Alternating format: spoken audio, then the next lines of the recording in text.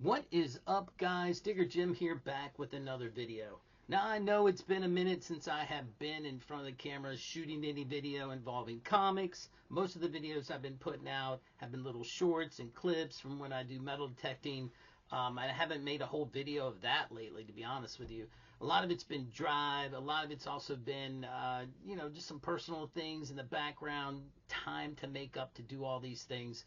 But we're here now. We went to the Baltimore Comic Con last weekend. We went for Saturday, which, man, I don't know what I was thinking on Saturday. We had the con in Baltimore. They had scheduled a Baltimore Running Festival, which is a qualified quote unquote event for the Boston Marathon. Don't ask me what that means. I have no idea. And we had a No Kings protest going on. So Baltimore itself was kind of shut down as far as traffic went, which made me to think, you know what, I'm not even going to drive into the city.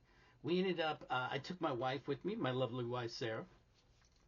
She went with me, and we ended up taking the light rail in. And as we're coming in on the light rail, you can just see traffic is at a standstill. Nobody's moving. But, other than that, the con was great. I'm going to have a little bit of footage of us going in and the front entranceway to the con. And then I'll show some individual pictures of some cosplayers that, I happen to catch, and some people that are members of the comic book community that I got to meet. And 90% of the reason why I went, I did not buy a ton of stuff, guys. It was mostly just to, I had promised to meet up with specifically the Signature King, Tony, because he had something for me and I had some books for him, and I had felt bad because he had asked for stickers like a year ago and I never mailed them. So I was like, dude, I'm going to be at Baltimore. You're going to be there. We're going to hang out for a little bit and, exchange some gifts and just talk about the con and what we found so far. Also, I went because I was picking up some art that I had originally purchased back at Heroes Con, and the artist was going to be there, and he finally had it done. So I'm going to show you everything that I found so that we can, see what's up. But let's talk about it. First of all, not a lot of books, not a lot of comics, so we're going to go through them real quick. It turned out that looking at my CLZ, I realized I was one comic short of the Marvel team up. I have the entire run, but this one book, and I don't know why, but it's issue number 73. And for the life of me, I could not find this book. Like, one guy wanted 20, the other guy wanted, I couldn't find it cheap. I ended up paying $10 whole for this book, which was ridiculous. But I went through all the different places. So don't hate me for that. Now, I did score some really good books at 50% off. And, I'm working on my Iron Man run from issue 1 to 100. And, back here, you can see I've got the main one. Issue 1 I got at Heroes Con. So I found a dealer that was giving half off. Everything in that box was 50% off. And man, these are really good copies. Really, they could use a clean and maybe a press, but I got that for, half off. I didn't pay 15 for that. And that's, I'm sorry, that's Iron Man issue number 15. With the unicorn and the red ghost. So that's pretty dope. And then I got issue number 19. Now he has this as a 3.5, but, and it could be because it is definitely worn along the side here, but I don't care. It's still pretty, it's a good book to have in the run, and I don't have it, so I'll be putting that in CLZ. Then this was like an impulse buy, but for $10, I was like, couldn't pass it up. I know I don't have it in the collection. But it's Micronauts number 1 with a double signature of Rubenstein. And I think that is Michael Golden. I wasn't going to pick it up, but for $10, why not? And so that is kind of all the comics that I got. So, yeah, that's what I'm trying to say. There's not a lot of books.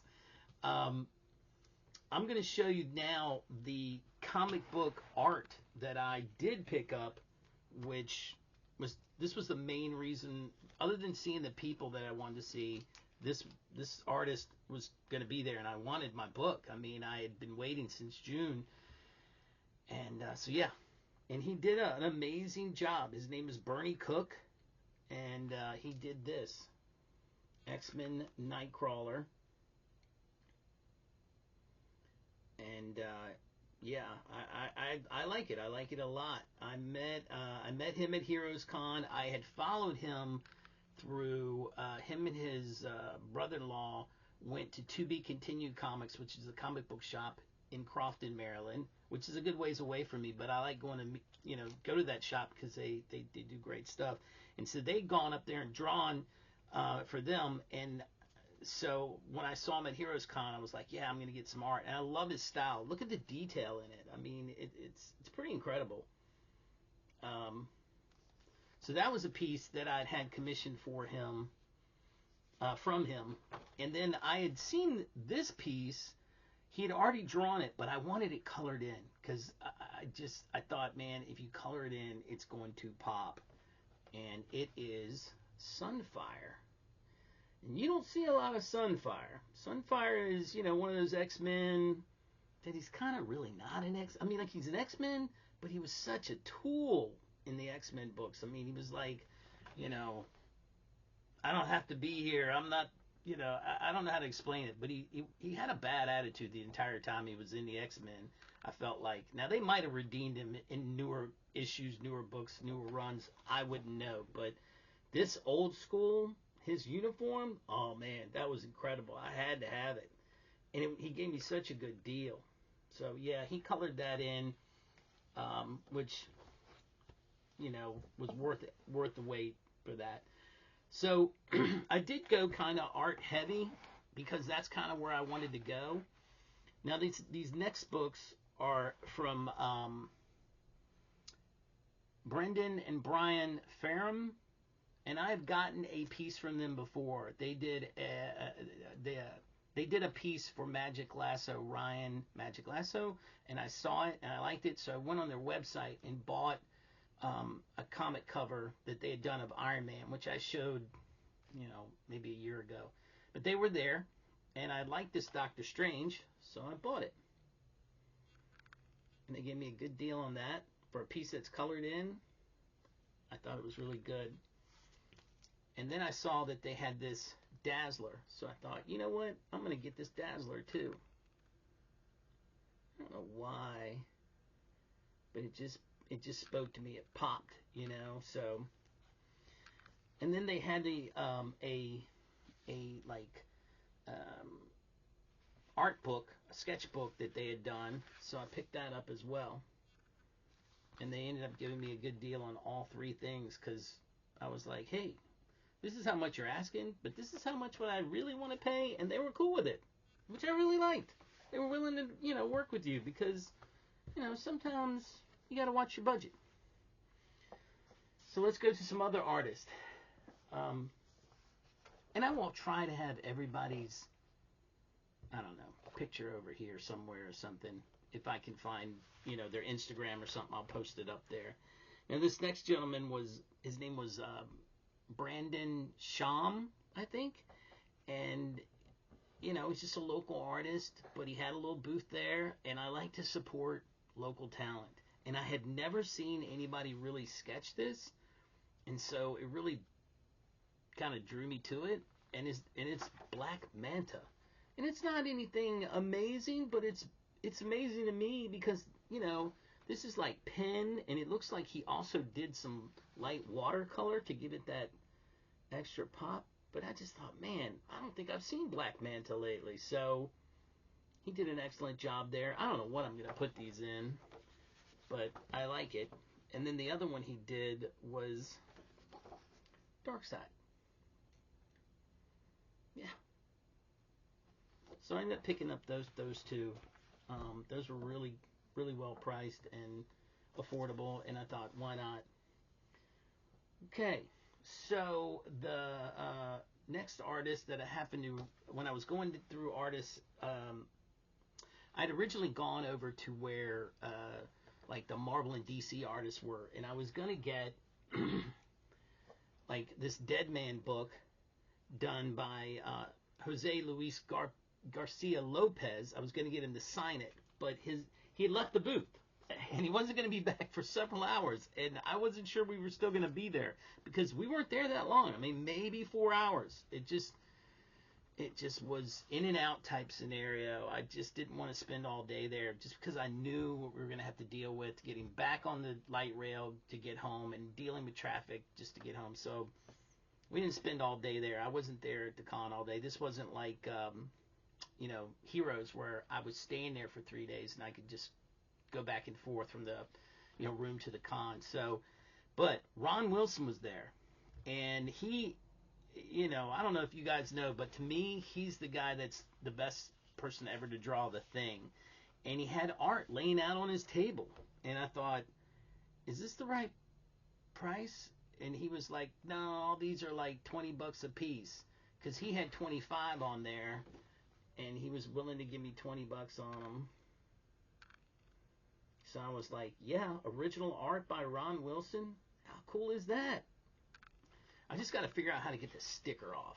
I wish he hadn't put sticker. I wish he had put the sticker on the back. I'm not sure who came up with that idea. But I bought several pieces here, guys. This is pretty cool. Pretty cool Doom cover. And it's colored in. And if he's going to have an Iron Man, I'm going to get it. Yeah, I mean, you can see some of the pencil work, but he, man, he really knocked it out of the park with some of this, without a doubt. And then the last piece he did that's colored in, and again, it's original art, guys. And for $20, man, it can't be beat. I mean, we're talking about a Marvel published artist. It's criminal. You shouldn't be able to get this type of stuff for that price. But I wasn't going to argue because you know what? It's a deal. Now, one of the other artists, when we were going down Artist Alley, because remember, that was great. And Brandon's was great. And I was really happy with everything I got. But then I came across this gentleman. His name is Neil King. And I will, again, had his thing right there. Neil King, man. I don't know. His style is wild. As soon as I saw it, it made me laugh, but because of what I was looking at. But B, it's just cool. It's like it's pencil, it's marker, and it's a little watercolor. It's a lot of watercolor in there, but you have to have the Punisher via Bob's Burgers. It just made me laugh, guys. I mean, I had to have it. So that was the one that I saw. But when I got closer up to his and started looking through his book, I was like, "Is all this for sale?" And he's like, "Yeah, yeah." And I was like, "Wow, this Catwoman is amazing." I mean, look at that, guys. Come on. Again, really, really reasonable. And that's kind of one of the things about when you get to an artist that, isn't in the business so much as drawing for DC or Marvel, and they're local. I think he's actually in Delaware. I'm not 100% sure, but I think he's from Delaware. But you can get really good art for reasonably priced. And you know what? I'm okay with that. They don't all have to be, famous artists that worked on comics. They have talent. I respect it. This one really drew to me. Old school Iron Man. But look how look at those effects, man. You can't beat that with a stick. That's just awesome. And then the last one, again, I was in this weird, funny mood with it, but I said, why not? Plastic Man. Plastic Man. I thought that was cool. So yeah, he gave me some good deals, and I got some art from him. Now, one of the other things that I did go over, and we were walking around, and I was by Michael Cho's booth, and I saw that he had posters like these posters out, or prints out, and he said they're limited run, that I was trying to get a work up deal with him. I was like, if I get like 3 of them, can I get it for, $60 or something like that? And he's like, I can't do that because these are not just multiple prints over and over and over. They're a limited run of just like 300. Now, here's my problem with that. Nowhere is that this is a numbered piece, so I'm going strictly on what he said, that it's a limited print. But I ended up paying the 30 because I wanted it that bad, and it's Space Ghost. Now, this looks like a movie poster. And again, I'm not trying to be cheap or anything. I was just trying to work a deal. And so we'll take him at his word and say this is a limited print run, that you won't see this after the 300 are sold. So we'll see. And then one of the last things that I got was we went by the Renovision guys booth, which again, I will have Renovision up here somewhere. They have a YouTube channel. They're buddies with Kingdom of Nerds. And you could spin this wheel, or he goes on their show. You could spin this wheel and get something. So I spun the wheel, and I ended up getting to pick a comic out of the box. And so I picked this Hello Darkness, and I'm pretty sure that is a Jenny Frison cover.